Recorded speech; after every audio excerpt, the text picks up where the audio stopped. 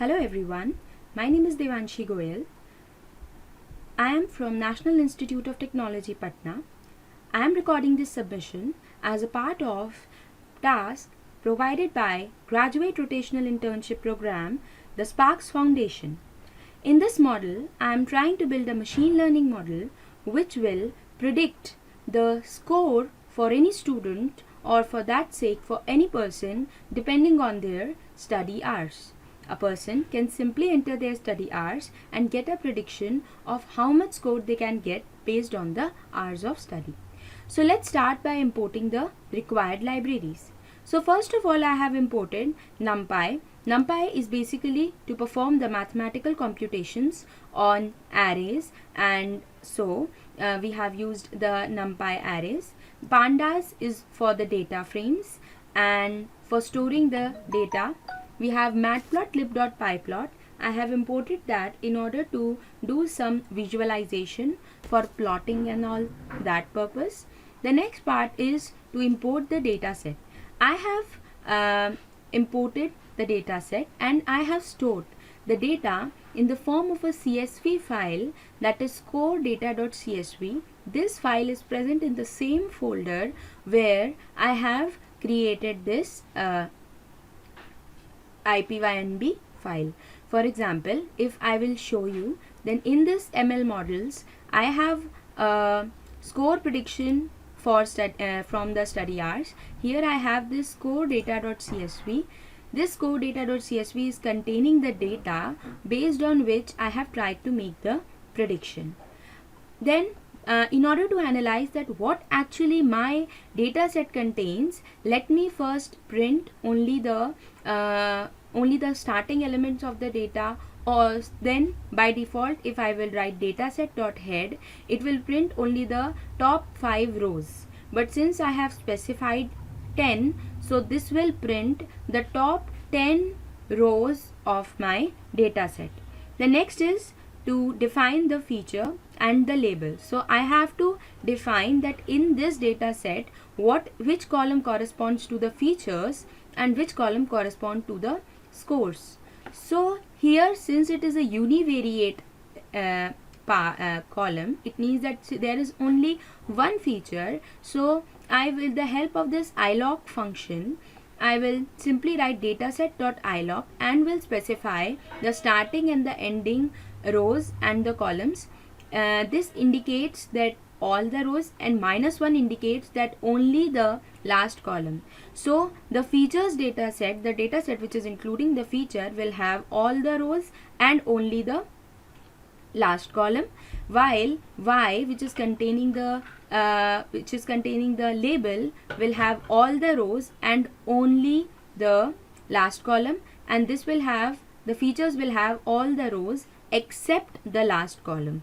Okay, now coming on to the exploratory data analysis, because the main part of being a data scientist is to study the data set, when we will be able to visualize that how the data set is and what are the different features, how they are related, then only we will be able to make a good model on it. So first of all, in order to show do the data analysis, I have used a scatter plot which we can use with the help of matplotlib. So I have done plt.scatter and have specified provided all my data set including the features as well as the labels. On the x label I have mentioned as the study hours, on the y axis as the score, and while plotting it you can directly visualize that how the score is directly proportional to the study hours. As the number of hours is increasing, the data score is also increasing. This is only for all the data set, this is valid. So by this we get this much knowledge. Now we will perform cross validation. So the question arises that what is the purpose of cross validation? Cross validation help us to reduce the dependency on training set. For example, if we take a training set of only one part, right, of the top 5, or randomly we choose only 20%, and then we train our data on that. If we do cross validation, then we can train our data on different parts of the data set and can predict based on all the different parts. So this will basically reduce the dependency on a particular training set. So as we can see that when we have imported it, cross validation score from sklearn.model for underscore selection, and we have called the linear regression. Okay, the question arises that why we have chosen linear regression over here. There are many different machine learning models. We have linear regression, we have logistic regression, we have random tree, we have random forest, we have decision tree. Why only linear regression? So as the first task for choosing any machine learning model is to understand that which type of problem it is. Since in this problem there are some features, and based on that we have to predict the output where the labels are predefined. So it will come under the category of supervised learning. Now in supervised learning, since there are no classes, if there will be classes, then it would come under the category of classification problem. But since the output is a continuous valid output, so it will come under the category of regression. And in case of supervised regression problems, we generally use linear regression because it will use the concept of gradient descent and will try to minimize the loss function and predict the results for us. So based on that, I have called linear regression. And before fitting, now this is the model, REG is the model where we are going to perform the linear regression, where we will fit our training samples and we will predict the result.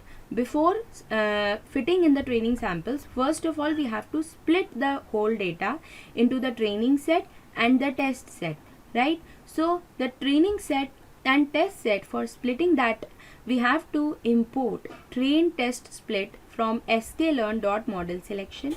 We will import that train test split and we will specify the data set, the features, the labels and the test size.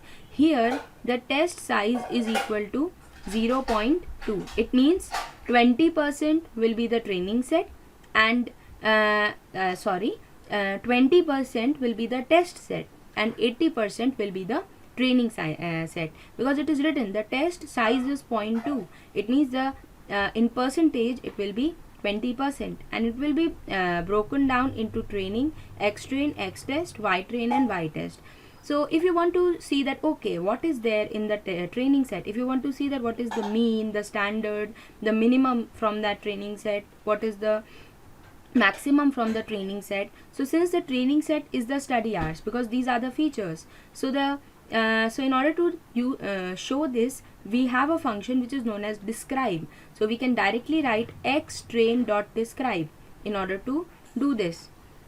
Next work is to fit the linear regression into the training set. So this is the linear regression model. We have called it earlier also, we are calling it again.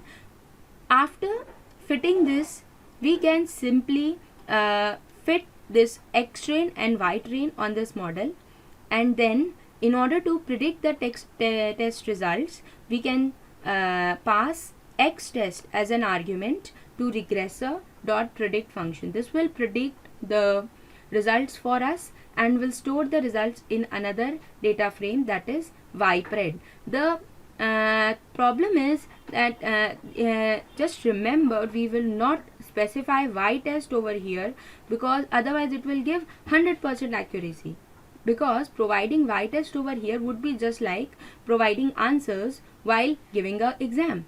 When a student is giving an exam, we do not provide the answer sheets to them with the correct answer. We just provide the question papers to them. Based on that, they give the answer.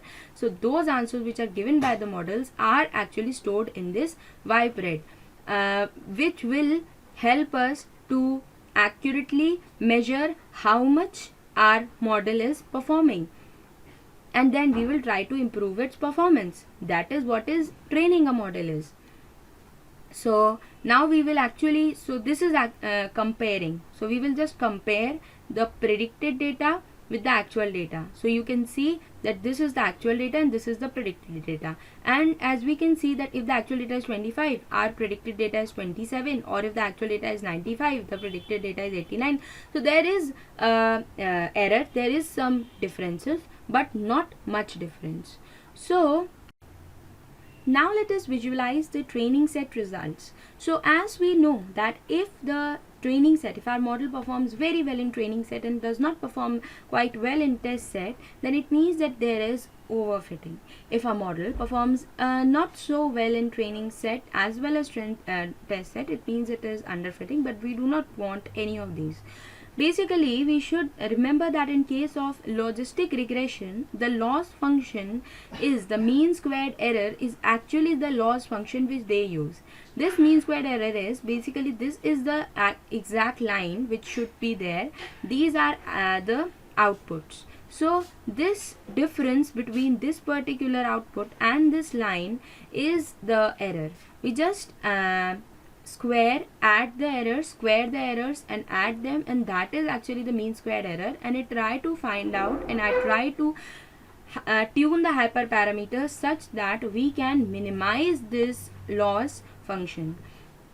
So this is the training set result, and coming on to the test set result, since our test set was only 20%, so we can see that they are very less samples, and I think according to the visualization it appears as if it is performing well. But yeah, according to the visualization, if you want to actually have a look, and so let's have a look by passing a particular value. For example, I am a person and I passed the for a particular input I passed the R's to be 9.25. Then with the help of this predict function we can predict a particular output for a particular given input. And then while writing the prediction, you can see that it comes out to be that if a person studies 9.25 hours, then there is a chance that he will get 91% or 91 score out of 100. So this is a good score. Okay, the next and the last part of any model is to evaluate a model, see that how much it is performing, and then we just try to improve it.